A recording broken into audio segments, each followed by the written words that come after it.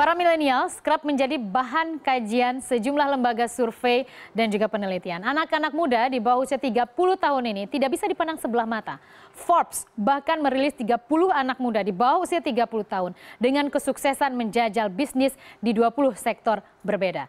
Dan menariknya, beberapa yang masuk penilaian Forbes adalah anak muda Indonesia yang merintis bisnis mulai dari retail dan e-commerce, serta juga ada art ataupun seni, dan hal ini tergolong usaha mikro, kecil, dan menengah ataupun UMKM. Siapa saja mereka? Bagaimana nafas UMKM di tanah air? Yang muda, yang kaya raya. Saya ulas sebelengkap untuk Anda pada sore hari ini. Kita lihat bersama bagaimana, mungkin Anda lebih familiar dengan wajah-wajah yang saya tampilkan di depan ini. Anda tidak begitu familiar atau jangan-jangan Anda familiar dengan produk ataupun jasa yang mereka tawarkan, tapi Anda tidak tahu siapa saja di belakang mereka. Ternyata mereka adalah anak-anak muda yang punya potensi luar biasa. Kita lihat bersama. Yang muda, yang kaya raya, saya mulai dari retail dan e-commerce. Jadi memang Forbes itu merilis ada 20 sektor, ya, ada 20 sektor bisnis. Kemudian di sana juga ada 600 rata-rata entrepreneur, ya, entrepreneur muda di bawah usia 30 tahun, kan masuk millennials, ya, di atas tahun 82 kelahirannya. Angkat tangan, di atas 82 masuk millennials. Saya mungkin kita mendapatkan motivasi dari anak-anak muda ini. Anda tahu ternyata usianya bahkan jauh lebih muda dibandingkan ya kita semua. Kita, bukan ya, saya kali ya. Kita lihat bersama. Yang pertama adalah Yasa Paramita Singgi. Pemuda berusia, 21 tahun dengan omset yang dia miliki sekitar 200 juta per bulan. Jadi Yasa hanya berusia sekitar 21 tahun, ya. Dia bisa mendapatkan omset sekitar 200 juta per bulan. Gila ya, anak usia kayak gini, usia baru 20 dapat angka segitu per bulan, dikemanain, ya. Tapi saya rasa akan terus diolah di bisnisnya. Apa bisnis yang dia punya? Sepatu ternyata, yaitu Men's Republic. Men's Republic ini menjadi salah satu juga brand-brand favorit, ya, anak-anak sekarang, karena mereka memang memiliki sistem marketing yang tidak biasa. Apalagi anak-anak milenials ini begitu brojol, mereka itu hanya nunggu berapa lama itu udah dibanjiri oleh teknologi yang cepat sekali inovasinya, ya. Jadi perubahan teknologi itu memanjakan mereka, tapi mereka tuh nggak termanjakan begitu aja gitu loh. Mereka bisa memanfaatkan potensi itu sehingga menghasilkan cuan. Kita lihat lagi. Setelah Yasa Paramita Singgi, 21 tahun, kini saya bergeser ke Carlin Darjanto. Dengan usia 29 tahun, bisa mendapatkan perolehan omset lebih dari 100 juta rupiah per bulan. Besar, ya. Anda tahu produknya, mungkin Anda familiar dengan nama Cotton Ink. Ini adalah busana, ya. Jadi ya desainer, perdagangan, tapi mereka paling tidak, kita sangat salut, ya, bahwa ini menjadi salah satu juga motivasi untuk anak-anak muda lain. Begitu banyak potensi. Mengapa banyak potensi? Anda tahu Indonesia itu adalah negara terbanyak penduduknya keempat di dunia. Terbanyak penduduknya nomor 1 di Asia Tenggara. Hobinya belanja pula. Jadi kalau itu potensi konsumsi ini dimanfaatkan oleh anak-anak muda kayak yang sekarang nih, yang mereka tahu ada celah-celah bisnis, kan lebih positif, ya, yang produksi Indonesia, yang konsumsi Indonesia. Jadi kan kita lebih bangga, ya, nggak apa-apa lah untuk anak-anak Indonesia sendiri gitu loh. Belum lagi kalau desain-desainnya juga bisa bersaing. Mana mereka bisa bersaing? Saya tunjukkan dengan salah satu lagi yang lainnya. Masuk juga. Berusia 28 tahun, Peggy Hartanto, dengan ini masuk ke lini bisnis art, ya. Jadi dia itu juga memiliki sebuah lini bisnis yang ternyata menghasilkan omset lebih dari 100 juta rupiah per bulan. Apa itu? Dan dia merupakan seorang desainer yang ternyata jasanya juga digunakan oleh banyak selebriti dunia gitu, ya.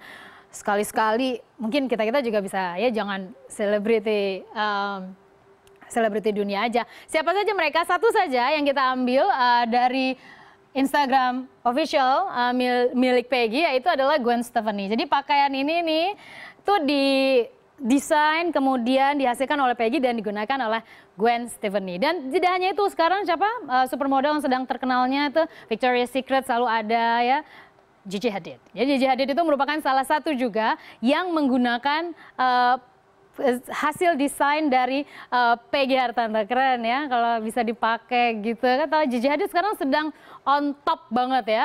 Everything about Gigi Hadid ya. Belum lagi kalau kisah asmaranya, jadi gosip deh jadinya. Tapi paling tidak itu menjadi jualan paling laris. Kalau Anda ingin memarketingkan produk, lihatlah para tokoh-tokoh populer. Karena itu biasanya akan langsung banyak followernya tuh kan, pengen kelihatan kayak Gigi gitu ya. Jangan jadi Gigi gitu ya. Gigi Hadid. Saya pertegas itu adalah Gigi Hadid. Saya selanjutnya masih ada lagi satu lagi. Ini masih dari The Arts, yaitu Helga Angelina. Hanya berusia 28 tahun dan sukses dengan produk Burgreens. Semoga saya tidak salah. Burgreens. Oke, Burgreens ya. Presiden Jokowi aja bisa kesilat lidah ya, saya juga bisa dong ya. Burgreens adalah sebuah produk organik. Jadi bahwa Helga ini memproduksi sebuah produk makanan yang organik dan juga vegetarian ya. Jadi misalnya dia mengganti mayonaise menjadi bawang putih misalnya gitu. Jadi bagi masyarakat kan sekarang sudah jadi tren ya, hidup sehat, diet sehat. Jadi diet itu bukan hanya untuk kurus gitu, tapi supaya hidupnya sehat, pola hidupnya sehat. Jadi usia 40, 50 juga gak banyak banget gitu penyakit yang hadir. Paling tidak kita berupaya gitu. Dan itu menjadi celah bisnis. Seperti Burgreens ini misalnya. Makanan-makanan ini juga kalaupun semuanya dari sayur-sayuran, itu juga merupakan produk organik. Organik itu nggak menggunakan pupuk gitu ya. Jadi paling tidak Helga ini menjamin bahwa produk-produknya itu adalah produk yang sehat, yang bisa dikonsumsi bagi Anda yang ingin punya pola hidup sehat. Berapa penghasilannya? Besar dari 100 juta per bulan. Uang semua deh pokoknya ya sama anak-anak muda ini ya. Dan saya yakin tuh nggak didiamin gitu aja. Tapi kemudian saya mempertanyakan bagaimana sesungguhnya tren pertumbuhan UMKM. Mengapa UMKM? Ada beberapa istilah ya, UMKM. Oke, saya ke sana. Ada istilahnya mikro, ada istilahnya kecil, ada istilahnya menengah, ada istilahnya besar. Jadi kalau dalam usaha itu ada 4 spesifikasi. Untuk mikro adalah yang memiliki dana maksimal modal sekitar 50 juta. Maksimal tuh, itu masuk ke mikro. Nah kalau kecil itu adalah 50 sampai 500 juta. Range modal ataupun juga yang dia miliki ya omsetnya. Kemudian menengah itu adalah 500 juta sampai 10 miliar. Dan untuk usaha besar itu besar dari 10 miliar. Jadi inilah spesifikasinya. Ini kita lihat data ini adalah data dari Bank Indonesia. Kita lihat bagaimana trennya 2011 hingga 2012 misalnya ya. Yang paling besar adalah usaha mikro. Ini yang modalnya maksimal 50 juta, 41,95, 40,92. Dan ini selalu aja didengungkan oleh pemerintah. Ketika kita krisis tahun 1998, ini adalah yang menopang sehingga ekonomi kita tidak begitu rontok habis semuanya. Tapi kita bertanyakan, setengah hatikah pemerintah dengan UMKM yang ada di sektor ini?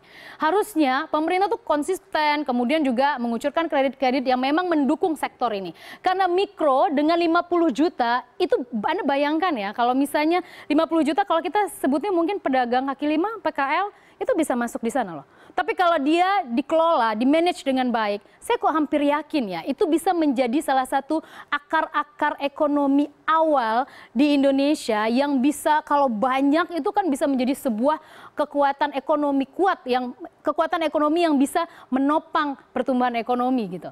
Lalu selanjutnya yang tumbuh agak tipis, usaha kecil 13,59%. Selanjutnya adalah usaha menengah ya, yang orange itu 9,68% dan usaha besar 38,81%. Jadi kalau pemerintah mau memajukan ekonomi UMKM kemana? Ini loh dua ini. 38,81%, 40,92%. Dan ini yang bisa menjadi kunci bila pemerintah ingin serius membesarkan UMKM. Apalagi anak-anak mudanya kan sekarang otaknya bisnis semua, itu positif loh, bisa dimanfaatkan. Lalu bagaimana dengan jumlah UMKM menurut sektor ekonomi? Ini untuk memetakan apa? Bagi pemerintah, ini bisa menjadi peta kemana mereka akan mengucurkan, sektor mana yang akan dikucurkan mendapatkan bantuan pemerintah. Bagi Anda yang muda, yang kali ini udah ada kepikiran nih, saya ada duit, ada modal, atau saya mau pinjam bank untuk buat modal, ini bisa jadi referensi. Ternyata ini yang tumbuh pesat dan bisa jadi tumbuh pesatnya juga karena demand ataupun kebutuhannya besar. Kita lihat yang pertama adalah yang biru muda, oke, jasa-jasa swasta. Jasa-jasa swasta memimpin dengan 48,85%, kemudian 28,33% perdagangan, hotel, restoran. Anda tahu aplikasi-aplikasi misalnya Agoda, Traveloka, laku kan? Anda kalau sekarang udah gampang ya, mau mesen tiket, mau liburan sama pasangan gitu ya, sama keluarga, gampang. Tinggal klik budgetnya sesuai yang diinginkan juga bisa didapatkan. Lalu kita lihat 41, itu 41 kok pie chart-nya agak kecil, saya agak ragu dengan angka itu. Tapi di abu-abu itu adalah pengangkutan dan komunikasi Gojek, Grab, Uber. Itu juga salah satu yang tumbuh pesat. Lalu selanjutnya di 6,41 dan 4,52 masing-masing adalah industri pengolahan, pertanian, dan peternakan. Saya amazed harusnya industri pengolahan ini bisa tumbuh lebih besar ya, karena biasanya dengan diolah punya added value yang lebih baik. Tapi paling tidak ini menjadi refleksi bagi kita semua bahwa jangan anggap sebelah mata, saya beribet. Jangan anggap sebelah mata yang muda, karena yang muda juga bisa kaya raya.